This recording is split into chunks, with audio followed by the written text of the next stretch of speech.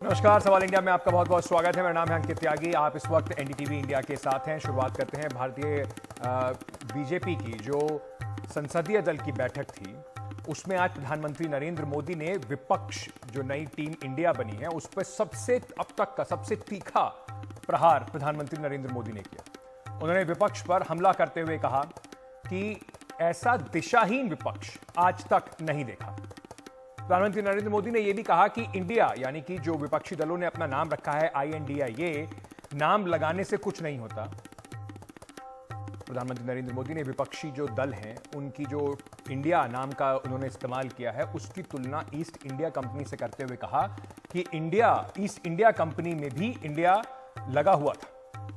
फिर साथ ही साथ आतंकवादी संगठन इंडियन मुजाहिदीन का जिक्र करते हुए प्रधानमंत्री बोले कि इंडियन मुजाहिदीन के नाम में भी इंडिया है।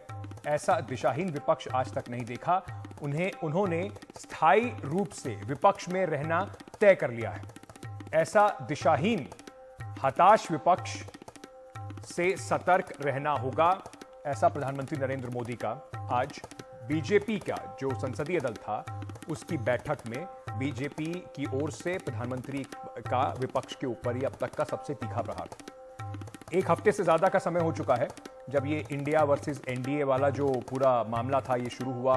बेंगलुरु की बैठक में इंडिया नाम रखा गया, जो विपक्षी दल 26 विपक्षी दल एक साथ आए और इसमें इंडियन नेशनलिस्ट जिस तरीके से इस पूरा इसको नाम रखा गया डेवलपमेंटल इंक्लूसिव जो दल हैं विपक्ष के, उन्होंने मिलकर अपना नाम जब इंडिया एसोसिएशन के हिसाब से रखा, उसको लेकर अब तक का प्रधानमंत्री नरेंद्र मोदी का यह सबसे तीखा प्रहार देखने को मिला है। पहले इंडिया शब्द को लेकर बड़ी सारी बातें जरूर की गई थी, लेकिन इसको अब जिस तरीके से प्रहार हुआ है इससे कम से कम आने वाले 2024 के चुनाव के लिए बिल्कुल बात तय हो चुकी है कि जो लाइन और लेंथ है पूरे कैंपेन की वो किस ओर जाती दिखाई पड़ रही है।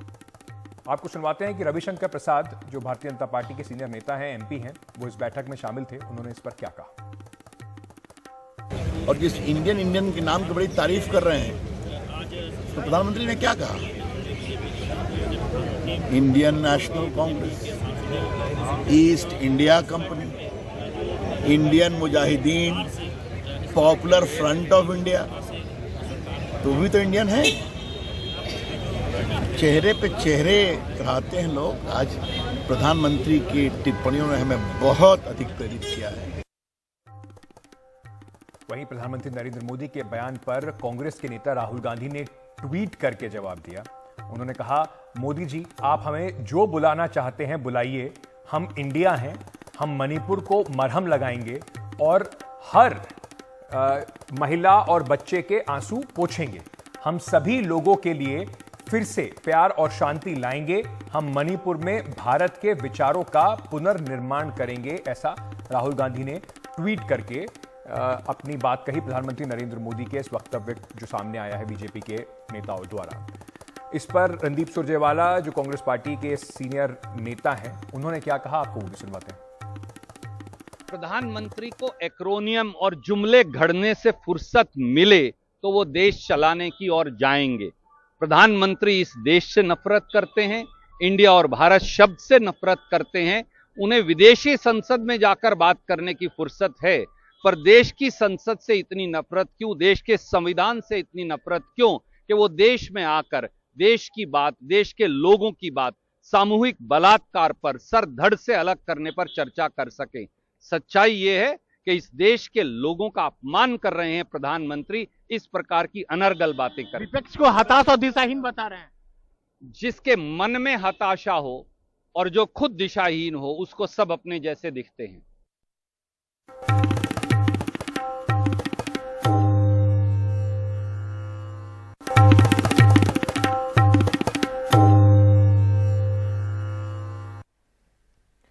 गीतिका आत्महत्या केस में गोपाल कांडा जो पूर्व मंत्री हैं हरियाणा के, उन्हें बरी कर दिया गया है। गोपाल कांडा के जो मैनेजर हैं अरुण चड्ढा, उनको भी बरी कर दिया गया है। दिल्ली के राउज एवेन्यू कोर्ट का यह फैसला आज आया है। हरियाणा के पूर्व गृह राज्य मंत्री गोपाल कांडा 5 अगस्त 2012 को गीतिका ने आत्महत्या की थी, सिरसा से विधायक हैं गोपाल कांडा और इस पूरे केस में आत्महत्या के लिए उकसाने का, प्रताड़ित करने का आरोप गोपाल कांडा पर लगा था। हम इस वक्त मेरे साथ अंकित जुड़ रहे हैं जो गीतिका के भाई हैं। अंकित, सबसे पहले आपका परिवार बहुत मुश्किल वक्त से गुजरा। पहले आपकी बहन और उसके बाद आपकी माताजी का भी देहांत हुआ। आज जब ये केस का फैसला आया है तो सबसे पहले मैं इस पर आप गोपाल कांडा को छोड़ दिया गया है, जिन लोगों के ऊपर आरोप थे उन सबको बरी कर दिया गया है। आपकी सबसे पहली प्रतिक्रिया इस पे जानना चाहता हूं। जी, हम बहुत ही डिसअपॉइंटेड हैं कि इतने सॉलिड डॉक्यूमेंट प्रूफ होने के बाद भी इन्हें ऐसे ही बरी कर दिया गया। सारे चार्जेस ड्रॉप कर दिए गए। एफएसएल रिपोर्ट्स हैं, ईमेल हैं थ्रेट्स की, डायरेक्ट मैसेजेस हैं थ्रेट्स के, उन सबको कंसिडर ही नहीं किया गया। और जो इसमें मेन अक्यूज्ड हैं उनके फोन से जो डायरेक्ट मैसेजेस हैं असॉल्ट के, थ्रेट्स के, वो सब नल एंड वॉइड किए गए हैं। इस केस को बहुत technically step by step destroy किया गया। जितने भी एविडेंसेस थे, जितने भी इसमें प्रूफ्स थे, 1800 पेज की चार्जशीट है, उसमें एक प्रूफ वैलिड नहीं था हैरेसमेंट के लिए। आज जब गोपाल कांडा बरी हुए तो वो कह रहे थे ये सब कॉन्स्पिरेसी थी उनके खिलाफ। कॉन्स्पिरेसी थी ये? क्या उनके पास इस बात का जवाब? कॉन्स्पिरेसी थी। जो लोग मर गए हैं, जो डाइंग डिक्लेरेशन में इन दोनों का नाम दिया गया है, क्या वो डाइंग डिक्लेरेशन भी गलत है? जो डॉक्यूमेंटेड प्रूफ्स पुलिस ने इतने सालों से इकट्ठे करके कोर्ट के आगे रखे हैं, क्या वो सब गलत हैं? कौन सी कॉन्स्पिरेसी है ये? एक फैमिली उन्होंने तबाह कर दी है, एक लड़की की लाइफ खराब कर दी है, जिंदगी चली गई है उसकी, और डाइंग डिक्लेरेशन में सिर्फ इन दोनों का नाम ही क्यों था? अरुणा चड्ढा और गोपाल कांडा का पूरी इतनी बड़ी दुनिया में से इन दोनों का नाम ही क्यों था? कुछ तो रीजन था, और वो रीजन सब चार्जशीट में है। उनको सिर्फ नेग्लेक्ट किया गया है। एक एक प्रूफ को टेक्निकल ग्राउंड पे क्वॉश किया गया है। ये जो 10 साल का टाइम पीरियड लिया है, 11 साल हो गए इस केस को। हर डेट पे हम जाते हैं, हर हियरिंग को हम फॉलो अप करते हैं। बहुत सिस्टमैटिकली इस केस को डिस्ट्रॉय किया गया है ताकि इन जैसे लोगों को बरी कर दिया जाए बिना कुछ जस्टिफिकेशन दिए। 10 साल से आप लोग कानूनी लड़ाई लड़ रहे हैं। कितनी मुश्किल पहले ये कानूनी लड़ाई रही, उसके बारे में दर्शकों को बताइए। आपके जिस गीतिका की मौत के बाद कुछ समय बाद आपकी माताजी का भी इसी दुखद सर्कमस्टांसेस में उनकी भी मौत हुई। कितना मुश्किल रहा परिवार के लिए पूरी कानूनी लड़ाई को लड़ना? बहुत मुश्किल रहा ये पूरा टाइम पीरियड। 11 साल से हम इस केस को फॉलो अप कर रहे हैं। पहले रोहिणी कोर्ट, फिर पटियाला हाउस कोर्ट, फिर राउज एवेन्यू कोर्ट। हर डेट पे मेरे फादर जाते हैं और मैं जाता हूँ। He is a senior citizen, he is a 65 years old man. आप सोचिए कितना मुश्किल होगा उस परिवार के लिए हर कोर्ट डेट अटेंड करना और सिर्फ निराशा के साथ वापस आना। क्यों? क्योंकि जिससे हम लड़ रहे हैं वो पॉलिटिकली स्ट्रांग बंदा है, उसके पीछे बैकअप है, उसको पॉलिटिकल पार्टी सपोर्ट कर रही हैं, जो भी सपोर्ट कर रहे हैं उनको। अब देखिए कितना मुश्किल है ऐसे इंसान के लिए लड़ना। हर डेट की हर हियरिंग पे हम जाते हैं, हमने देखा है अपने सामने कैसे हर एक एविडेंस को जो पुलिस ने सारे इकट्ठे करके कोर्ट के आगे रखे हैं, एक एक चीज को कैसे नल एंड वॉइड किया गया। ये सब कुछ पूरा प्रोसेस हमारे सामने हुआ है। नहीं अंकित, आपको क्या लगता है कि क्या प्रोसिक्यूशन जो है, जो केस आपकी तरफ से लड़ रहे थे या सरकारी वकील जो हैं वो पूरा मामला ठीक तरीके से प्रस्तुत नहीं कर पाए? जो सबूत थे उनको प्रस्तुत नहीं कर पाए, या सबूत साक्ष्य जो थे, क्योंकि कहा जा रहा है वो सर्कमस्टेंशियल एविडेंस थे जिनको पूरे तरीके से प्रूव नहीं किया गया? प्रोसिक्यूशन ने सारे एविडेंसेस रखे हैं सर। सारी एफएसएल रिपोर्ट सामने है, सारे मैसेजेस सामने हैं, ईमेल्स तक सामने हैं। मैं आपको एक छोटा सा इसमें से बताता हूं कि उन्होंने जिसके फोन से मैसेजेस किए गए थे थ्रेट के, उन्होंने ये प्रूव कर दिया कि ये फोन वो नहीं यूज कर रहे थे, वो किसी एम्प्लॉय का था। तो उस एम्प्लॉय पे क्यों नहीं इंक्वायरी हुई? उस एम्प्लॉय को क्यों नहीं अरेस्ट किया गया? क्या इसके डायरेक्शंस कोर्ट ने दिए हैं कि वो फोन ही हमारा नहीं था? अगर ठीक है, अगर उसने मैसेजेस करे तो इन्होंने अपने फोन, लैपटॉप, ऑफिस के लैपटॉप क्यों डिस्ट्रॉय करे? फॉर्जरी का केस भी ड्रॉप क्यों किया गया? डिस्ट्रक्शन ऑफ एविडेंस भी ड्रॉप कर दिया गया। ये तो पुलिस ने पूरे विद डॉक्यूमेंट्स दिए हैं। इस केस में एक विटनेस था चंद स्वरूप सिंह, उसको इन लोगों ने भगाया है। वो प्राइम विटनेस था, वो प्रोसिक्यूशन का विटनेस था। उसके भगाने की सीसीटीवी कैमरा फुटेजेस तक हैं, उसके ऊपर कोई कंसिडरेशन नहीं दिया गया। प्रोसिक्यूशन ने पूरा केस सामने रखा है और एक एक चीज विद डॉक्यूमेंट प्रूफ है कोर्ट के पास। मैं आपसे ये जानना चाहता हूं अंकित, क्या इस पूरे समय में, मेरे पास दो सवाल हैं आपसे, इस पूरे समय में कभी आपको धमकी, डर कि आप इतने पावरफुल लोगों के खिलाफ केस लड़ रहे हैं, कोई इस तरह का भी आपके साथ कभी माहौल बना?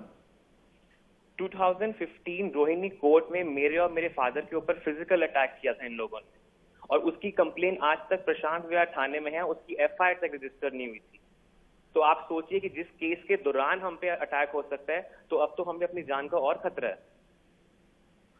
क्या इसको कानूनी तौर पर आप चैलेंज करेंगे, आगे लेके जाएंगे इस लड़ाई को? मैं तो सिर्फ स्टेट से रिक्वेस्ट कर सकता हूं।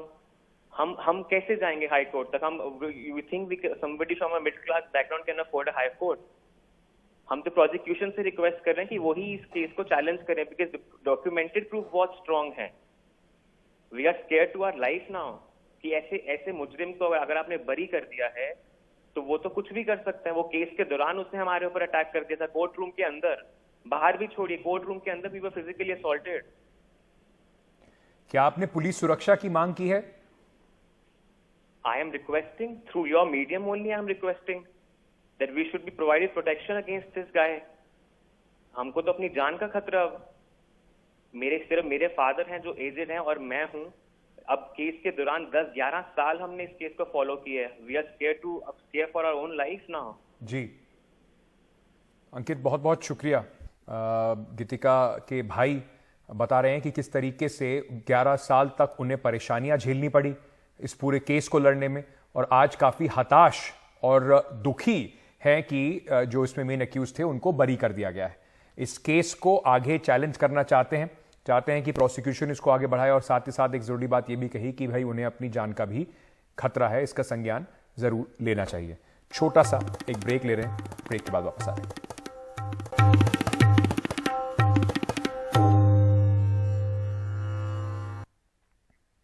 मणिपुर में हिंसा की वजह से 4 मई से इंटरनेट पर पाबंदी लगी हुई है। करीब 2.5 महीने बाद इंटरनेट से आंशिक पाबंदी को हटाया गया है। हालांकि अभी भी मोबाइल इंटरनेट बंद रहेगा, इस पर यह पाबंदी नहीं हटाई गई है।